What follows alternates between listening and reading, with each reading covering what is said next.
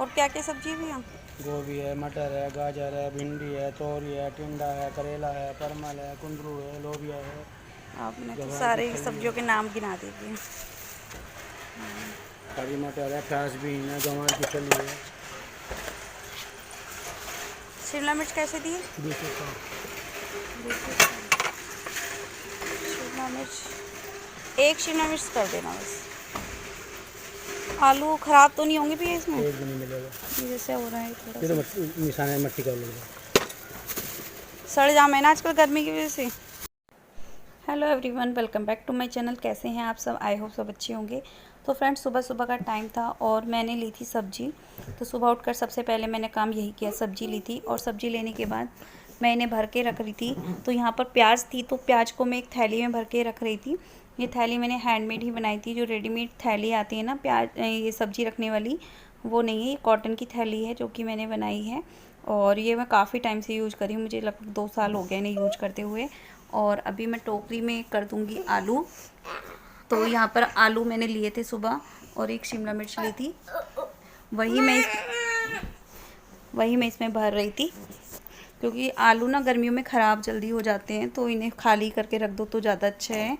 तो ये vegetable basket मेरी हो गई रेडी। और प्याज और आलू अगर एक साथ रखते हैं ना, तो वो ख़राब होने का डर ज़्यादा रहता है, जल्दी ख़राब होते हैं वो। तो इसलिए इनको अलग अलग करके रखना चाहिए, प्याज और टमाटर, प्याज और आलू को। और उसके बाद मुझे करने थे बर्तन क्लीन, क्योंकि क्या है ना कि मैंने रात बर्तन क्लीन नहीं किए थे, तो किचन मेरा फैला पड़ा था और बच्चे अभी तक उठे नहीं थे सोकर।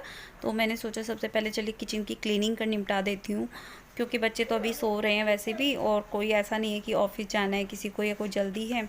तो रात मेरा बर्तन साफ़ ना करने का रीज़न यही था कि मतलब पापा की तबीयत जैसे ख़राब हो रही है, तो ऐसे सिचुएशन में आप समझ सकते हो मन नहीं करता है कुछ भी काम करने का।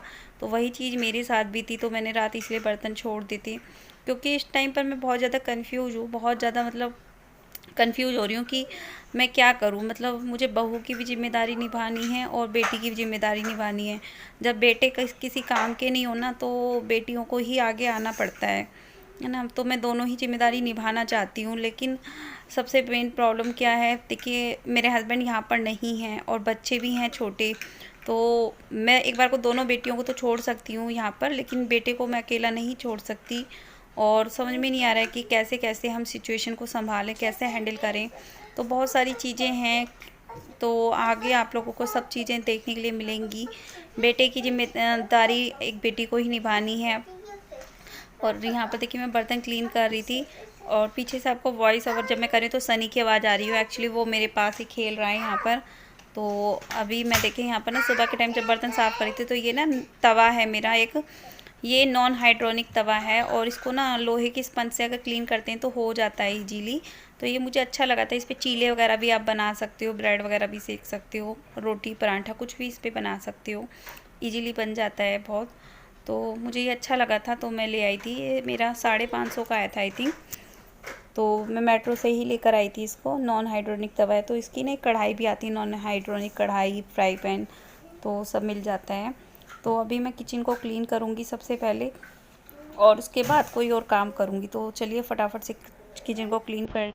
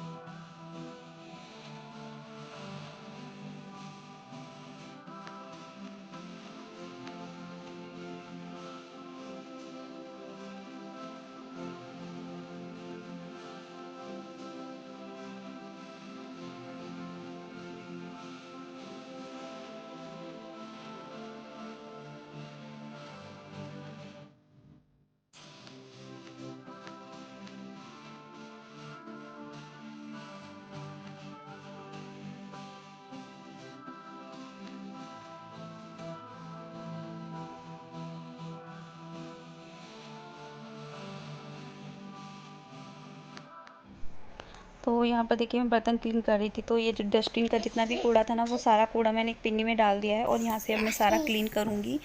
और देखिए, एक बात बताइए मुझे, जब बेटे किसी काम के नहीं होते हैं तो उनको बेटियों को आगे आना पड़ता है, लेकिन हमारे साथ में बेटियों के साथ में मजबूरी क्या होती है कि हमें ना बेटी होने का फ़र्ज़ भी निभाना है और बहू होने का फ़र्ज़ भी निभाना है, दोनों फ़र्ज़ एक साथ निभाने हैं। तो उसके लिए देखिए, थोड़ा सा सपोर्ट मिलना बहुत ज़रूरी है कि आपको किसी का सपोर्ट मिल जाए, या तो आपके हस्बैंड का सपोर्ट मिल जाए या फिर किसी का सपोर्ट मिल जाए आपको, तो बहुत ज़्यादा ज़रूरी हो जाता है। लेकिन मेरे पास ना ही मेरे हस्बैंड का सपोर्ट है, ना ही मेरी सास का सपोर्ट है इस टाइम पर, कि मेरी सास मेरे पास हो। तो मुझे बहुत ज़्यादा मतलब कन्फ्यूजन हो रहा है कि मैं कैसे सँभालूँ, दोनों सिचुएशन को कैसे हैंडल करूँ।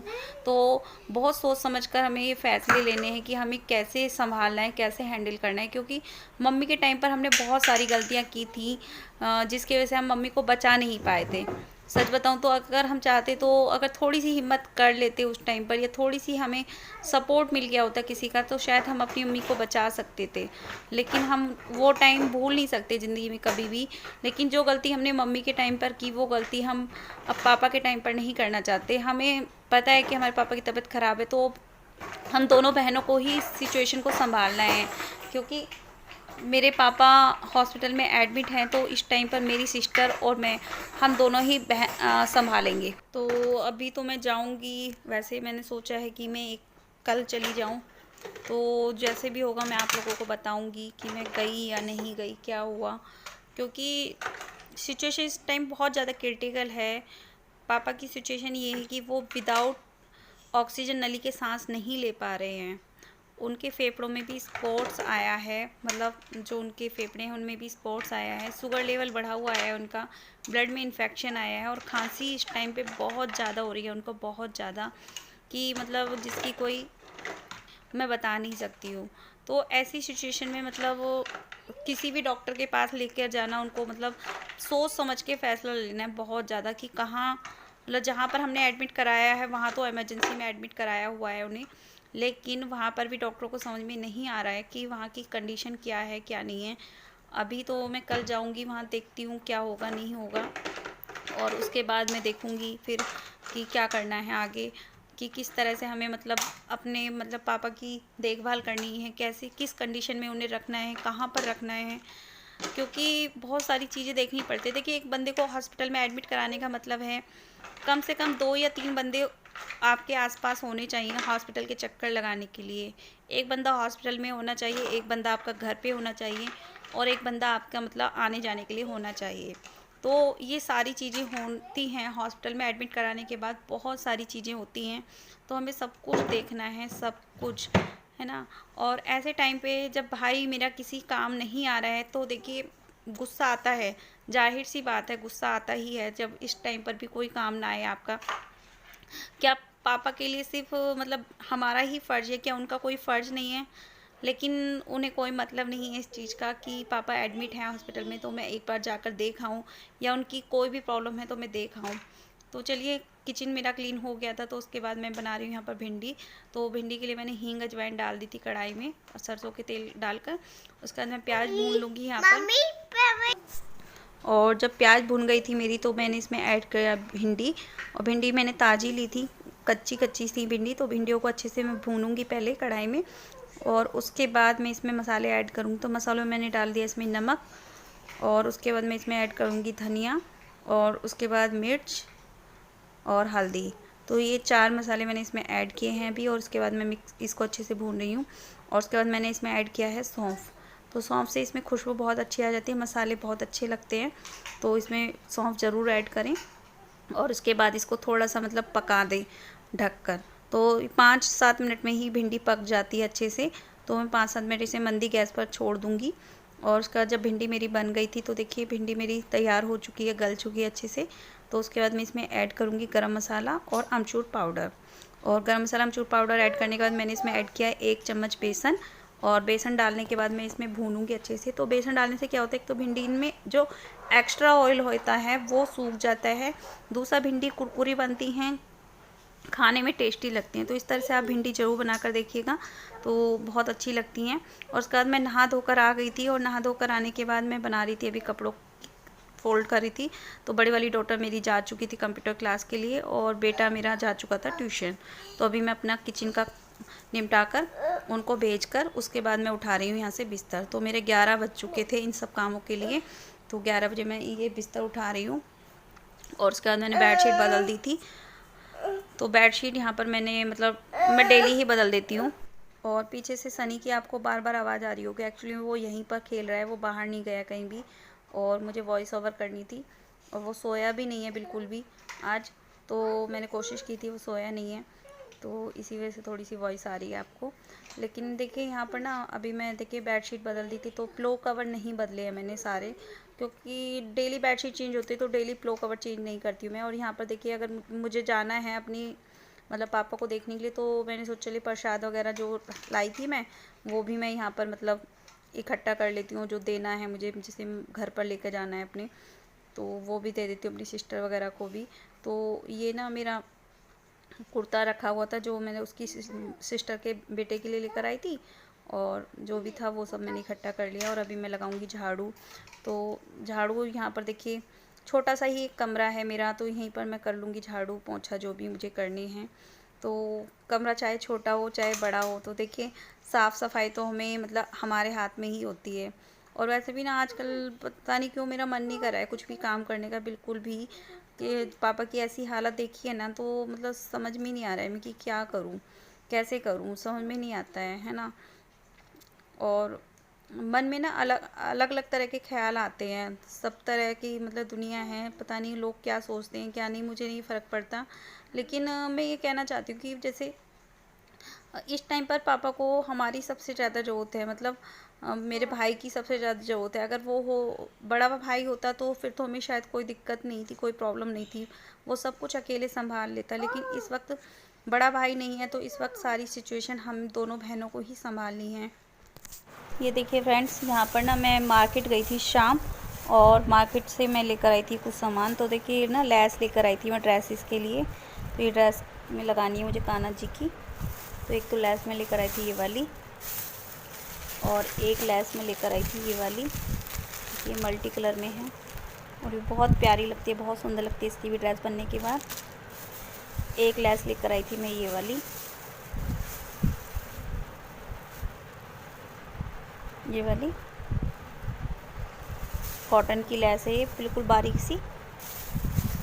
और एक लेकर आई थी ये गोल्डन कलर की डोरी ना। तो ये सामान मैं लेकर आई थी कान्हा जी की ड्रेस के लिए। और मैं कुछ फैब्रिक लेकर आई थी, तो ये कुछ फैब्रिक लेकर आई थी मैं। एक तो ये लेकर आई थी फैब्रिक, एक ये वाला कॉटन का फैब्रिक लेकर आई थी मैं, एक ये रेड कलर का फैब्रिक लेकर आई थी, एक ये पिंक कलर का फैब्रिक लेकर आई थी, एक ये नेट है, एक ये लेकर आई थी रेड कलर में, और एक ये कॉटन का फैब्रिक है। तो यही चीज़ें मैं लेकर आई थी। Hello friends, welcome back to my channel. कैसे हैं आप सब? आई होप सब अच्छे होंगे। तो फ्रेंड्स अभी दोपहर के 11:15 बज रहे और मैं बैठी थी आप लोगों से चल बात कर लेती हूँ थोड़ी देर। और सनी गया हुआ था ट्यूशन, और बड़ी वाली डॉटर गई हुई थी कंप्यूटर क्लास के लिए। तो मैं अभी खाना वाना बनाऊँगी बच्चों के लिए, आ जाएंगे जब वो, तो उससे पहले मैं बात कर लेती हूँ आप लोगों से। तो जैसे कि मैंने आपको बताया था कि पापा हॉस्पिटल में एडमिट हैं, तो मेरे को भी उन्हें देखने के लिए जाना है। लेकिन मेरे साथ में प्रॉब्लम ये है ना कि मेरा हस्बैंड यहाँ पर नहीं है, तो मेरा जाने का प्रोग्राम थोड़ा सा ऐसे ही कि मुझे ना थोड़ी सी चीज़ें देखनी पड़ती हैं घर में, कि जैसे मुझे ना जाने से पहले देखना पड़ेगा कि मैं बच्चों को कैसे छोड़ के जाऊँ, लेकर जाऊँ, छोड़ कर जाऊँ, या फिर मैं अकेले नहीं जा सकती। जैसे बस वगैरह से तो मैं नहीं जा सकती, और मैं गाड़ी से जाऊँगी, अगर जाऊँगी तो गाड़ी से मैं जाऊँगी तो मैं अकेले नहीं जा सकती, उसमें मुझे इसके बाबा के साथ जाना पड़ेगा, इसके बाबा को लेके जाना पड़ेगा साथ में बच्चों के। तो मेरे जो ससुर जी हैं उनकी शॉप है, वो दुकान करते हैं, तो उनसे भी मुझे पूछना पड़ेगा, पहले उनसे भी बात करनी पड़ेगी कि आप मतलब चलोगे साथ या नहीं चलोगे। क्योंकि जेंट्स लोगों को क्या होता है ना कि उनको जो बिज़नेस करते हैं ना, तो उनको अपनी शॉप की ज़्यादा चिंता रहती है कि दुकान बंद करनी पड़ेगी, दुकान कैसे बंद करें, कितना टाइम लगेगा, क्या है, तो वो सब चीज़ें। तो फाइनली अभी मैं उनसे बात करूँगी, देखती हूँ कि अगर वो कहेंगे कि मैं चलूँगा साथ में, तो उन्हें लेकर जाऊँगी, अदरवाइज़ देखती हूँ कैसे जाऊँगी। देखिए मेरा ऐसा नहीं है कि जैसे मुझे एकदम से खबर मिली ना कि मेरे पापा की तबीयत ख़राब है, तो मैं एकदम से भगी चली जाऊँ कि नहीं, मुझे तो भाई मेरे पापा ही सब कुछ है, मेरे पापा ही सब कुछ है, मैं वहाँ चली जाऊँ। तो मुझे यहाँ का भी देखना पड़ता है, ऐसा नहीं कि मैं मतलब मायके की तरफ ही ज़्यादा नहीं, मुझे ससुराल में रहना है तो मुझे ससुराल का भी अपना देखना पड़ेगा सब कुछ। तो कल मैंने जैसे कि बताया कि मेरी जेठानी की तबीयत ख़राब थी, तो कल भाई पे मुझे यहाँ का ज़्यादा इम्पोर्टेंट था कल पूरा दिन, तो मैंने पूरा दिन निकाल दिया। तो आज मैंने डिसाइड किया, फिर अपने हस्बैंड से बात की कि मुझे जाना है। तो उन्होंने मुझे बोला कि ठीक है, मैं पापा से बात करता हूँ, गाड़ी वाड़ी करा दूँगा, चले जाना। तो अभी देखते हैं, बात करेंगे, मैं भी बात करूँगी तो कैसे जाएंगे हम लोग। तो मैंने सोचा तो ऐसा है कि सुबह ना मैं 8-1 बजे निकल जाऊँगी यहाँ से हॉस्पिटल के लिए, और जब तक सनी सोया हुआ रहता है, सनी 10-1 बजे तक सोकर उठता है, तो उसके बाद 10 बजे के बाद लव यू से तैयार करके ट्यूशन भेज देगी 11 बजे, और 1 आध घंटा उसका वहाँ निकल जाएगा ट्यूशन में। और उसके बाद फिर आकर वो थोड़ा बहुत खा लेगा पी लेगा। बच्चे तो वही है, उल्टी सीधी चीज़ों में ज़्यादा खुश रहते हैं। और वैसे भी इसकी ताई जी हैं, तो उनको बोल दूँगी वो एक आलू का पराठा वगैरह कुछ इसको बना कर दे देंगी तो वो खा लेगा। और वैसे भी ना, मैंने ना बच्चों को इतना तो सिखाया हुआ है कि बच्चे ना अपना पेट खुद से भर सकते हैं। क्योंकि एक बार ऐसी सिचुएशन आ गई थी कि बच्चों को पूरा दिन भूखा रहना पड़ा था। एक्चुअली में हुआ क्या था, जिस दिन मेरी मम्मी की डेथ हुई थी उस दिन बच्चे ना स्कूल गए हुए थे, और बच्चों के पीछे मुझे एकदम से फ़ोन आया कि मेरी मम्मी की डेथ हो गई है।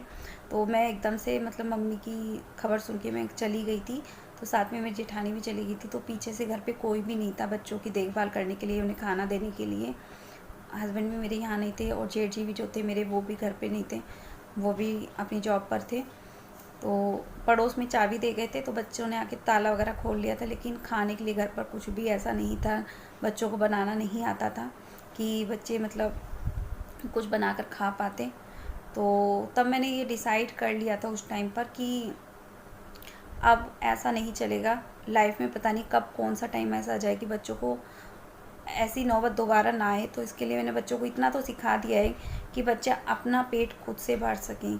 जैसे चाय बनाना सिखा दिया है, मैगी बनाना इन्हें सिखा दिया है, थोड़ा बहुत तो सैंडविच वगैरह बनाना इनको सिखा दिया है। मतलब कुछ चीज़ ऐसी मैंने इनको सिखा दी है कि ये खुद अपना खा लेंगी पी लेंगे, बच्चे बना लेंगे खा लेंगे।